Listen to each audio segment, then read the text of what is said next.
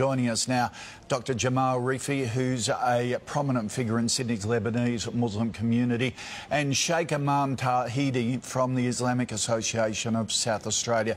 First, you, Imam, the suicide bomber, 22 years old, born in Manchester. How did these young people get radicalised? Good morning. Basically, we need to be very realistic when dealing with this matter. You have a 22-year-old who gets radicalized over 2 or 3 sermons within a Friday mosque gathering.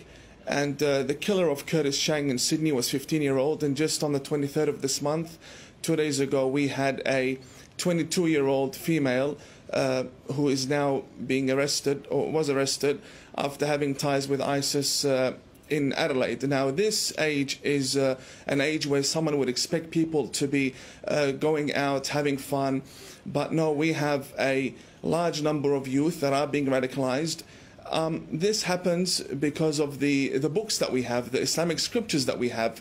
They push the Muslim youth to believe that if you go out there and you kill the infidel, that's how you will gain paradise. But they're listening to preachers, if you like, sermons, 2 or 3 sermons by clerics like yourself, radical clerics. What do you more moderate clerics do to out your compatriots who are turning these young Muslims? Well, it is very hard being a peaceful, moderate person within a society that is infested by extremist Muslims. I will not deny this fact. We have a large number of Muslims that are extremists, even in Australia, and we see them when they come out in the Sydney riots, and we see them attacking the police. So we're being infested by radical clerics here in Australia? Yes, clerics and followers as well. And I've said this to many government authorities, and I'd like to show you something.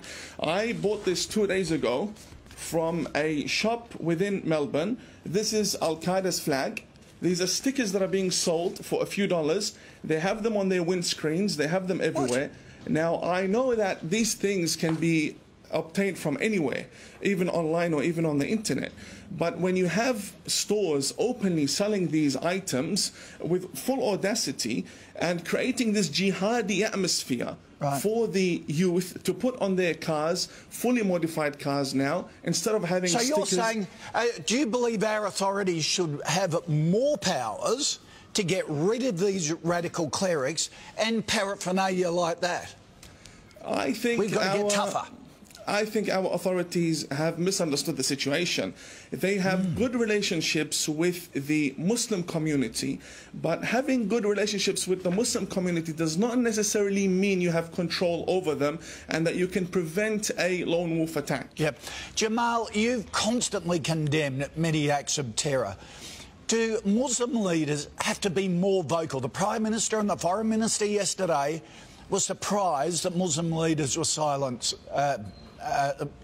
yesterday on this whole issue.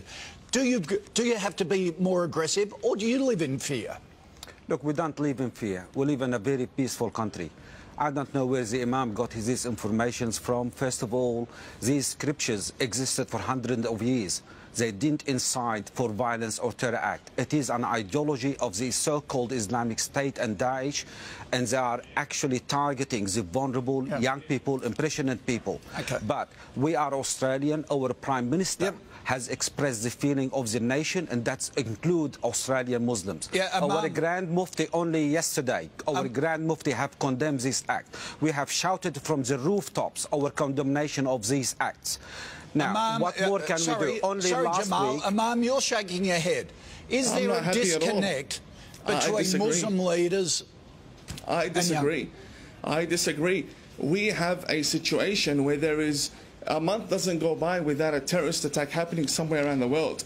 And for the past 1,400 years, we have had a religion of war. That's exactly what we have had. This is not something I'm imagining. These are facts. We've had many wars. How did Islam spread from Saudi Arabia down to Indonesia and Bosnia? All spread by the sword. We had many wars. And for someone to come and say these Islamic scriptures have nothing to do with it, I mean, that's against the facts. That's not true. The Islamic scriptures is exactly what is pushing these people to behead behead the infidel. Let me tell you something. The people that are beheading that the person that killed the young girls in Manchester did so believing he was going to dine with the Prophet Muhammad that very night. That's and that not is true. because the Islamic scriptures... That's not true. Okay, There is Jamal? nothing...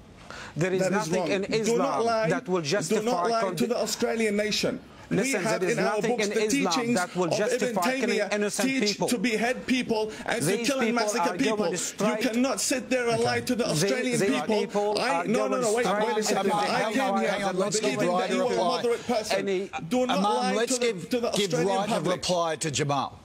Do not lie to the Australian public. Our books hang on, teach the Jamal? beheading of people. Jamal, you go ahead. I never lied in my life. I've always said what I believe in, and what I believe in is the truth. Now, these these suicide bombers, that what we saw in Manchester, everyone would know in the Muslim community that he is not going into heaven, he's going to hell. He just killed innocent people, let alone children. It is a horrific act. We condemn it. We are against it. And there is nothing in our religion will support killing of innocent people. Full stop. Okay. All right. Thank you for you both, to you both for your time this morning. I appreciate it. Thank you. God bless you. Sam, just...